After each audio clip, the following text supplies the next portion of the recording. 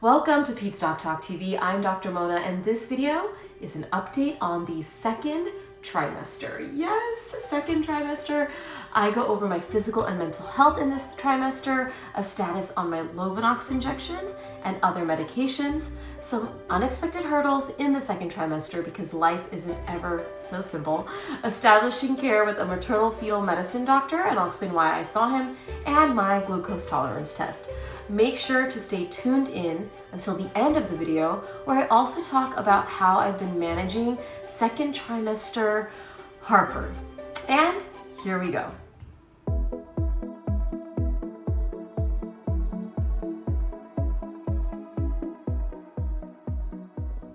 I'm 13 weeks today, and I'm so excited because I got the clearance to finally work out. I haven't worked out in 3 months or 4 months when I was prepping for transfer and during the transfer and the first trimester, but I'm ready to go. I'm doing a Peloton ride, the prenatal classes with Rob and Arzon. I am so excited.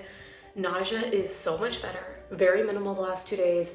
Had a little bit of on and off, but feeling more myself. Fatigue is still there, but the fact that the nausea is better and I can work out, I'm feeling so much more like myself, which is really hard to feel when you're pregnant. So feeling really, really grateful. So I'm gonna work out. 15 weeks today. I feel like once I've gotten to the second trimester, time is flying. It's also around the holidays, December. My son Ryan's birthday is tomorrow, and just a lot going on. We are traveling to California, and so it's my first flight being pregnant. I'm so excited that we're able to go, and really excited about that whole flight and being able to visit my family and friends after a whole year. We have already told a lot of our family and friends about the pregnancy. I know you all on my YouTube channel are hearing about it much later, but overall doing good. I am starting to pop, as I've shown before, and the bruises are definitely still there from the Lovenox. I did blood work about 2 weeks ago, and I'm going to find out, they said 2 to 3 weeks after, so I might find out when I'm in California if I can stop this. I am ready to stop it. Look, I'm so grateful that we're pregnant, but the injections are a lot. Now that I have the baby, I'm like, oh, I just want to feel like I'm in a normal pregnancy and not an IVF pregnancy, the injections, all of this, but it's what it is. I'll do anything, obviously, to keep the baby and myself healthy, but hopefully when they check the antiphospholipid antibodies, everything's normal, and then I can stop that. If it's still borderline high or high, I have to continue it. Then I have antiphospholipid syndrome, which can increase the risk of clots, miscarriage, issues with the baby, so I do not want that. So we're just waiting for the blood work.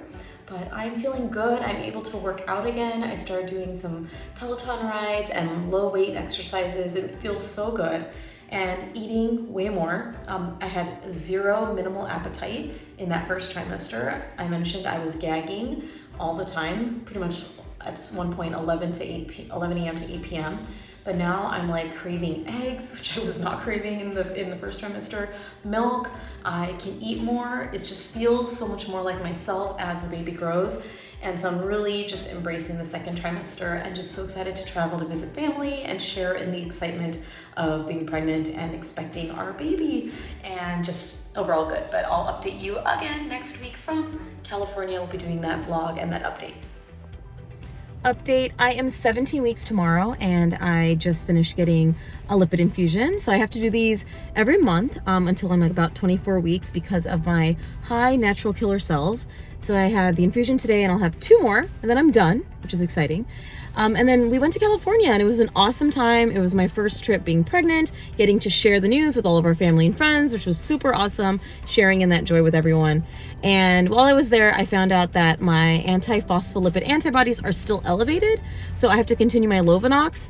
I was hoping that maybe I would stop it because I'm just tired of injections, like I said earlier, but it's what it is. I have to do it for the baby, and I'll do whatever I need to do. But I'm kind of bummed that I still have to do it. And they'll check another level in another few weeks. So how it works is they check it every month, and if it becomes negative, then I can stop it. But right now I have to continue it, which is what it is.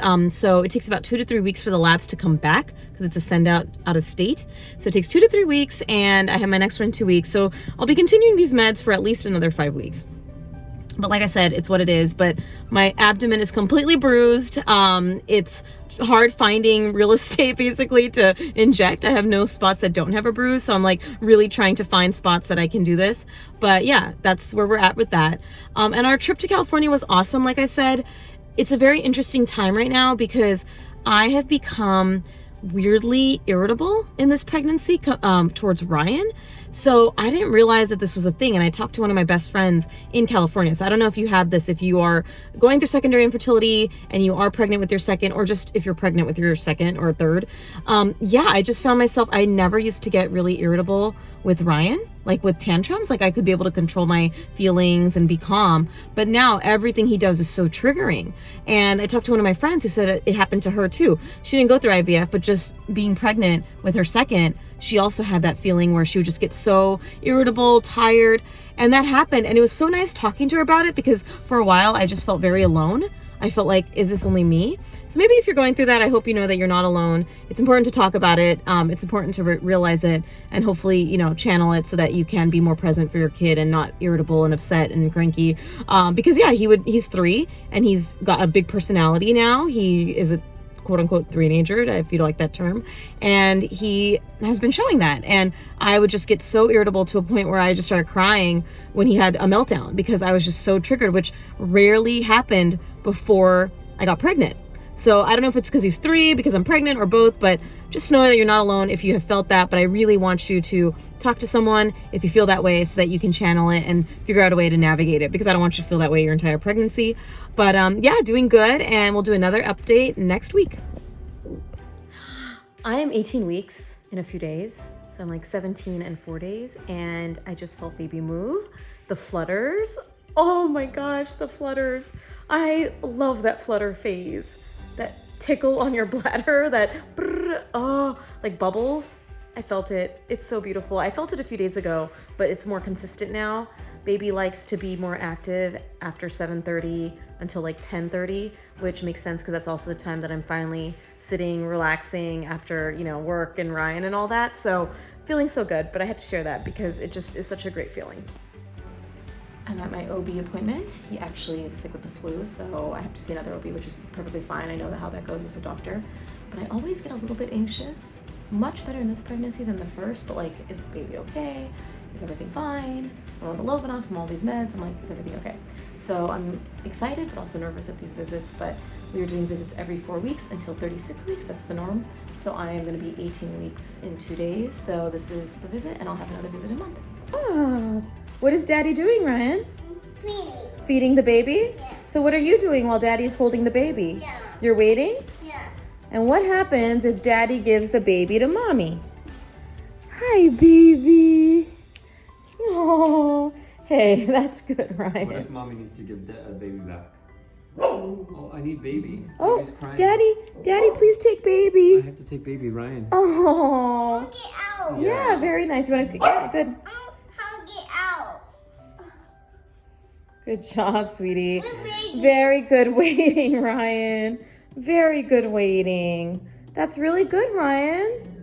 You're a good big brother. Wait, baby is happy. Baby's very happy, yes. Baby's sometimes gonna cry. Baby's sometimes gonna be happy, right? Can you give baby a kiss? How do you hold baby? Bye-bye, baby. Can you show me how to hold baby? It is sleeping. Oh, While baby's sleeping? Okay. And now you come back. Yeah. Okay. I'll be 20 weeks tomorrow, and it's also our anatomy scan, and I have just been anxious. I am so excited to see our baby. I feel like it's been a while. Last ultrasound was at about like 11 weeks, 10 weeks. I can't even remember right now.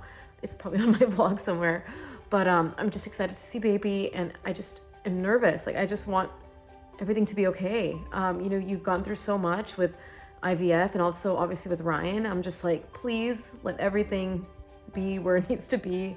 I just feel like I really want that. And my husband not being able to come tomorrow because Ryan's sick and he can't go to school and we don't have anyone to watch Ryan is also a lot. I think that's really fueling my anxiety because I'm like, I just want someone there with me, and I won't have that. But it's I'm gonna video chat them in and we'll do it together that way. But yeah, it's a really hard feeling. And it actually just feels better sharing this. Maybe you've been there, whether you've had IVF or not. Maybe you've had those nerves of, is everything okay? I just want everything to be okay. And you can't control these things, I know that, but man, I just want everything to be okay tomorrow. But I'm not sure if I'll be allowed to video record in there. If I can, I'll hopefully be able to record some things, and just hoping for the best. So I had the anatomy scan. Everything looks beautiful. I'm so happy. It was just wonderful to see how thorough they are. I mean, I've had it with Ryan, but just to see it again. And yeah, the anatomy scan's usually done between 18 to 22 weeks. We were 20 to 20 weeks. And they check everything. They check the brain, they check the neck, they check the spine, they check the stomach, looking for the, any abnormalities that would be something that we'd have to intervene with during the pregnancy or after. They check the feet, they check all the extremities. So everything looked wonderful. We are feeling so grateful. My husband wasn't able to go, as I mentioned, so I FaceTimed him in. They didn't allow any video recording during the session, just for privacy and HIPAA. But yes, we were able to FaceTime and got some pictures of our baby, and feeling so good, and celebrated with my pregnancy craving of yogurt and granola before and pineapple and chili after. So feeling so good. I feel like that anxiety that I was feeling last night when I was recording the vlog was lifted. I walked out of there and I just felt like, okay, we're here. We have a good stepping stone here, and it's going to be okay. Another 20 weeks to go, and can't wait to update you all more on our journey. What are you doing? Wait. You're awake? Yeah. Well, mommy resting. No. You don't want to rest with mommy? No. No. Let's see. Okay.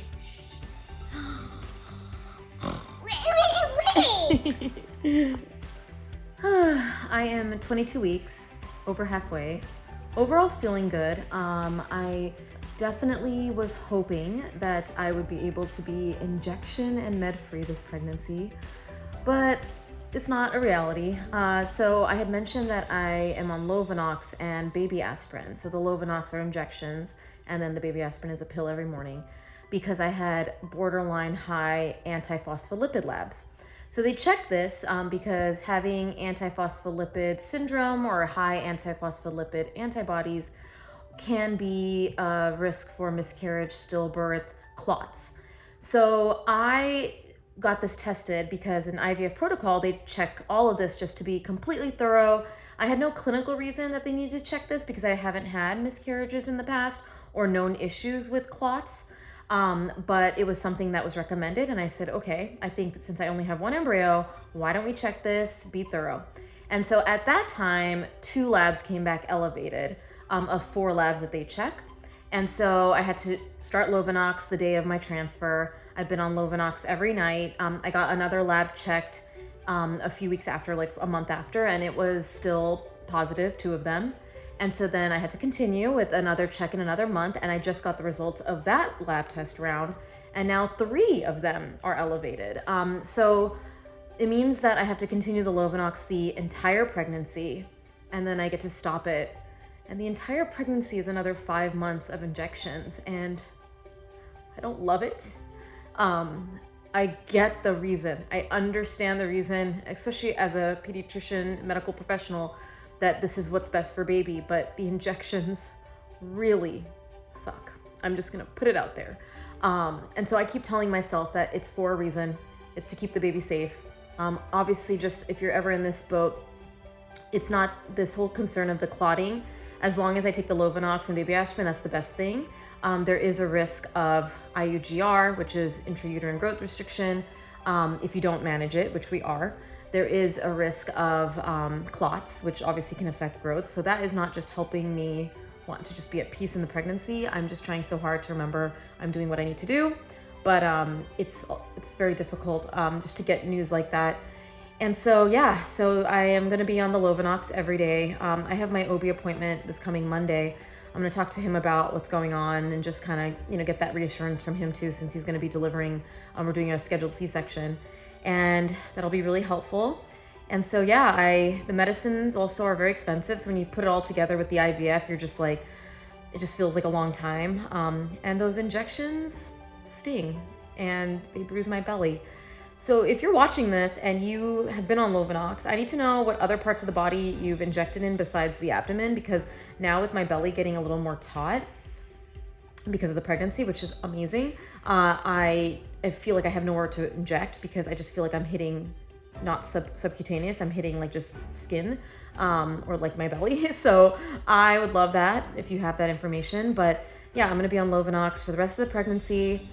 I'm not loving it, but I know it's what needs to happen. And I think I'll get into that mindset that this is what needs to happen. That's best for the baby and for me. And I get to stop it after. And then I also, so currently I'm on that. I take my prenatal, and then I also have to be on Synthroid because I had some borderline bumped thyroid levels. I'm still trying to get the results of my labs from my IVF doctor. So I'm gonna be on Synthroid, and I'm going to be on Lovenox and baby aspirin. Having all of that in the pregnancy, it's just, again, so different from Ryan because we had a amazing pregnancy. The delivery obviously was a different story. So I'm just hopeful that all of this is for the best interest of the baby, which I know it is in the medical field, but I just want everything to be okay. And I don't know, just even just recording this and vlogging about it just helps me talk about it because it does kind of suck. It does. Just knowing that, okay, we have all this, and then now I have my gestational diabetes screening coming, and I'm like, please just let that be normal. I would love for that to be normal. So it's not just another third thing that's kind of going on in this pregnancy. And I think every person who carries a baby just wants the baby to be okay. And then with the recognizing that there is a risk of, there is a risk of IUGR and a risk of prematurity, a risk of miscarriage, stillbirth. When people comment on my belly being too small, which, by the way, I don't think the belly is too small. I'm 22 weeks, which it's like a nice little, basketball. But the commentary of like, oh, you're so tiny. And I'm like, well, I am petite, like in terms of my frame. But that commentary doesn't help when you're kind of just already dealing with a little bit of like nerves of, is my baby okay inside?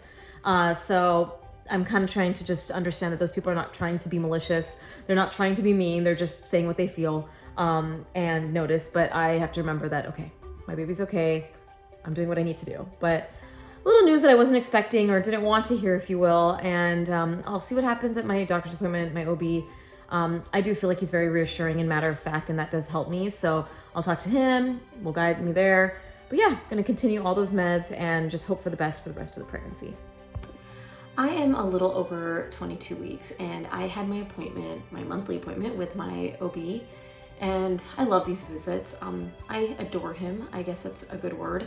I want to adore a new doctor after Ryan's delivery. Trust and feeling supported is so important. And I talked to him about my thyroid levels. They're gonna recheck it to see how they're looking. If I need to continue the medicines, I'm on Synthroid. And also I talked to him about the Lovenox and having the positive antiphospholipid antibodies. And so we discussed that it's probably in the best interest for me to start seeing a MFM, maternal fetal medicine doctor, just because I was on IVF, I'm on the Lovenox. So I'll be starting to see them once a month, every 2 weeks towards the end of the pregnancy, along with my OB, which I think is a great plan. And I'm actually really happy about that, just to have better monitoring for the baby and everything. And I love my doctor so much. I have been starting to feel a little bit of anxiety. It actually started to creep up when I got the results that I have to keep the Lovenox on until the end of pregnancy.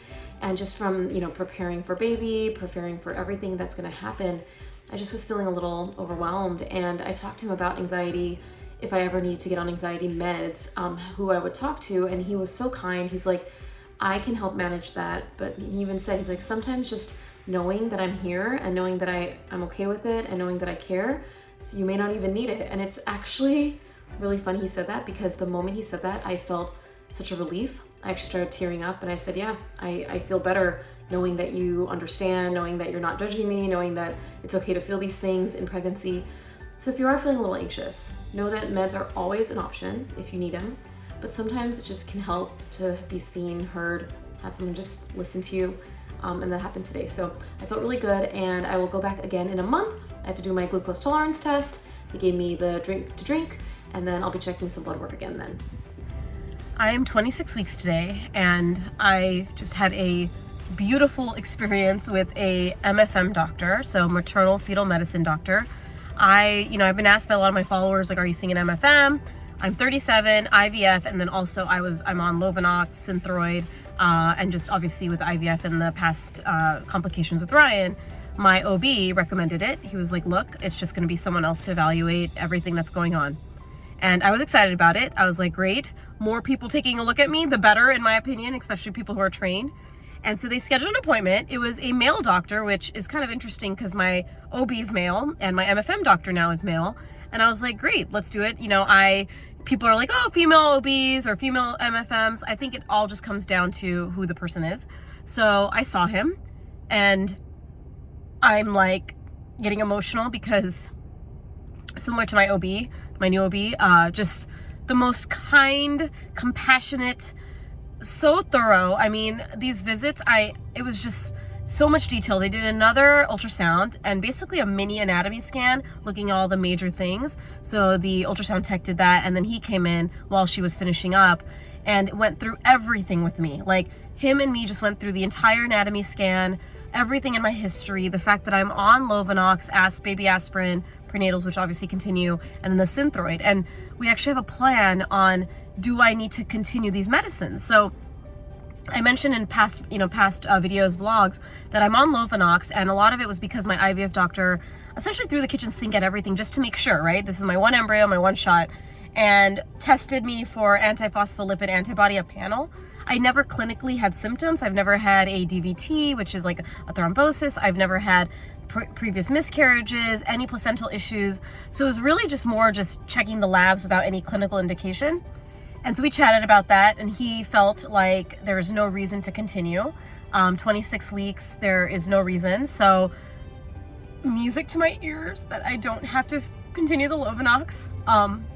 I just took photos of my belly for like a professional photo shoot, and it was so beautiful to see this in like a beautiful way, like the injections and the bruises. But I'm so glad that he said to stop. He's like, stop it. Like, I don't see a reason. And I asked him, is there any reason I should? He's like, there really isn't. He's like, if you want to, it's not unsafe, but you don't have any clinical reason, and you're being monitored by me, you're being monitored by the OB. There's just no clinical reason that you have to stay on it, and I can come off of it. I'm just so happy. I know a lot of people do injections like this, but as I've said before, these Lovenox injections have given me a lot of stress. I feel very sad when I do them. I felt a little better actually after the photo shoot, just feeling empowered, but I don't love them. I don't love having to put Ryan to bed and having to go over to my bathroom, inject, go down, do all, feed Shiloh, our dog, and put the ice pack, all of that. I'm just so glad. It almost feels like I just get an opportunity to have a routine pregnancy, which feels good after birth trauma and after IVF, just to say, okay, maybe I can get off the medicines. And then for my thyroid, also one of those things that were checked to be out of precaution, we checked blood work today. He said that if the levels are normal, we can try off of it for a month and then check again. And if it creeps back up, then we'll put me back on. But that I've never had any issues with thyroid. So I just feel heard. I feel like I didn't want to be on the medicines, and as a physician and also just understanding everything, I was like, do I need to be on it? I just need to hear someone say, like, talk with me about it. And he just flat out, without me asking, said, I don't think you need to, and explained why. And just really means a lot when you meet doctors like this. Like, I felt so happy. I cried with him in a good way. I just felt very relieved knowing that someone's listening to me and actually has thought process on, like, you know what, you don't. And I have some travel coming, and he was like just very frank with me. He's like, I don't want you traveling excuse me, after 34 weeks. And I had planned to go speak at a conference, which now I'm not. So I'm just feeling really, really happy. I just feel like I have a plan. I feel like there's a doctor who listens, and baby looks great.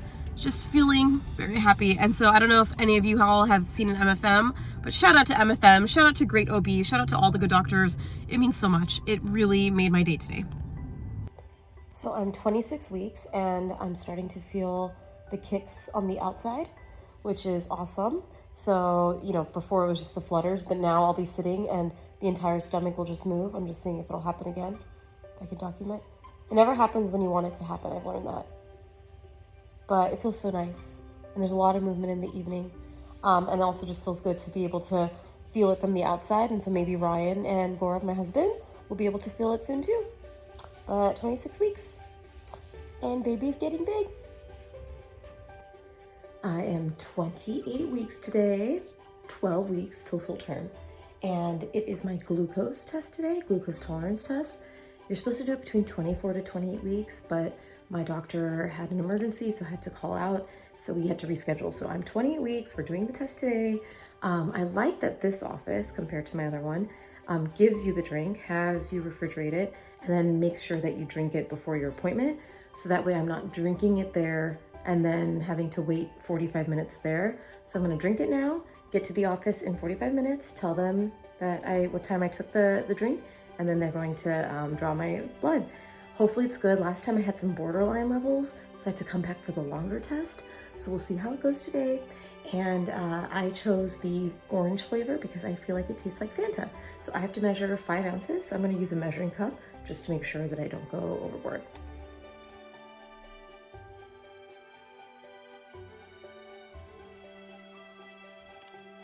Cheers.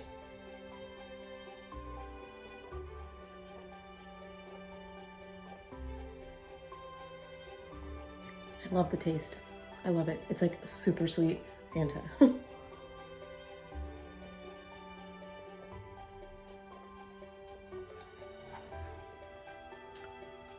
I think I might be one of the handful of people who like it. Although I have met some people who like it, but the orange flavor, so good.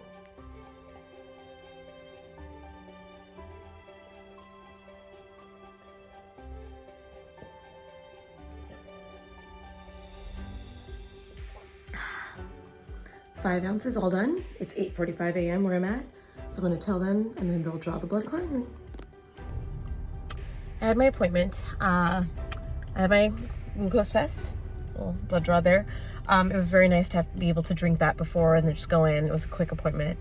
But I got some not so great news, which I'm just having a little hard time processing. My OB, my normal OB, he had a medical emergency and they don't know when he's going to be back. And I'm 28 weeks pregnant, and obviously I want the best for him. I'm hoping he's okay, but there is a part of me that feels anxious because I've created a relationship with him. I was very excited for him to do the C-section and deliver. He understood what happened with us, with all that's happened with Ryan's delivery. And so with 12 weeks to go, there's a possibility that he will not be back to do C-sections or to be able to do surgical stuff because of his injury. And I hope he's okay, but I also don't know what to do because you create a relationship with a doctor and then now you have to find someone else. So I'm trying to kind of visit all of the doctors in the practice. I already met one. He was great, but not as great as my other one because I had a relationship with him. He was good. And then I'm gonna meet with the other doctors on my next visit. I have visits now every 2 weeks because I'm 28 weeks and that's what they do. So I'm gonna meet the other doctors and just talk to, maybe even message my doctor. He's out, but maybe he has a recommendation on who he would trust the most from the practice, and then see that doctor. But I'm a little sad, and I had mentioned that seeing him was very comforting, and I know it's gonna be fine, but just a little jarring right now to know that he maybe not be able to deliver our baby. But feeling happy to be at 28 weeks. I'm actually feeling wonderful overall. The new doctor was like, how are you feeling? I'm like, I feel really great. Like my, obviously energy is a little better. I'm starting to get a little bigger, so I'm feeling like more winded, but okay. So now I just hope that we can find someone to deliver this baby if it's not my normal doctor. And yeah, into the 3rd trimester we go. It's amazing seeing my entire 2nd trimester in one video. I feel like so much has happened, yet it has flown by. My energy levels are definitely better than the 1st trimester, but I will say doing bedtime routine and running after a toddler has kept me on my toes. I'll be sharing the results of my glucose tolerance test in the next vlog update, so make sure you subscribe for that. Hoping it's all good because this baby is craving sugar, especially cookies and fruit, so I want that to be okay. I have had intermittent heartburn in this pregnancy, which I'm grateful isn't constant, but it is very uncomfortable when it is there, so maybe you have that going on. Here are some heartburn tips and things to consider. Remember to discuss all meds with your clinician, including over-the-counter meds. This is just what I've done and what I see can help. So I found that sitting like this makes heartburn worse, which makes sense because your belly and baby, as it grows, can compress the stomach and the esophagus, causing that acid and heartburn reflux. And hormonal changes have an impact as well. It's unfortunate because, like I said, my cravings are all highly acidic foods, citrus fruits and spice. So pineapple and tahini has been my life. So I definitely don't eat these things when I feel heartburn coming or that it's there. But if it's very mild or non-existent, I do eat these things, and it can trigger heartburn. I've also used Tums, which interestingly my OB said may not do much, but my MFM doctor said it's okay to try. So I tried it, and it does help me to alleviate some symptoms. If symptoms persist, I'll start over-the-counter Pepcid. Again, speak to your clinician if you start meds for heartburn, just to make sure it's okay. Right now, symptoms are intermittent, but yeah, they're uncomfortable. So when I feel it, I drink some cold water. I stand up if I'm sitting, and I rotate my belly like round and round to just help take the compression off of my digestive organs. And I pop 2 Tums to alleviate discomfort. Hoping this doesn't continue or persist because it can be uncomfortable. And I didn't have any heartburn when I was pregnant with Ryan, and he had a full head of hair, so that myth is wrong. If you have heartburn Rex in pregnancy, would love to hear it in the comment section. I am so excited that I am no longer on Lovenox, like I said in the vlog, and I love my MFM doctor, not because he got me off the Lovenox, but because he had a really honest discussion with me and addressed my concerns while also balancing medical needs. So obviously he's not taking off these meds if I needed them.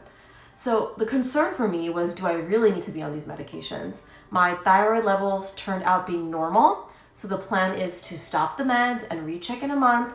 If the thyroid levels are elevated, we would start back on it again, and if they're normal, no need. So no longer on Lovenox, no longer on thyroid meds, just on baby aspirin and a prenatal. Getting ready for the 3rd trimester, which means buying everything we need for our baby, which isn't a lot because we had stuff for Ryan. We have to get a few staples and also clothes. Make sure to subscribe to this channel to find out if Ryan is having a brother or a sister, and also what baby products I am reusing from Ryan because I love so much and don't want to accumulate so much new things. Talk to you all next time, and I can't wait for another update.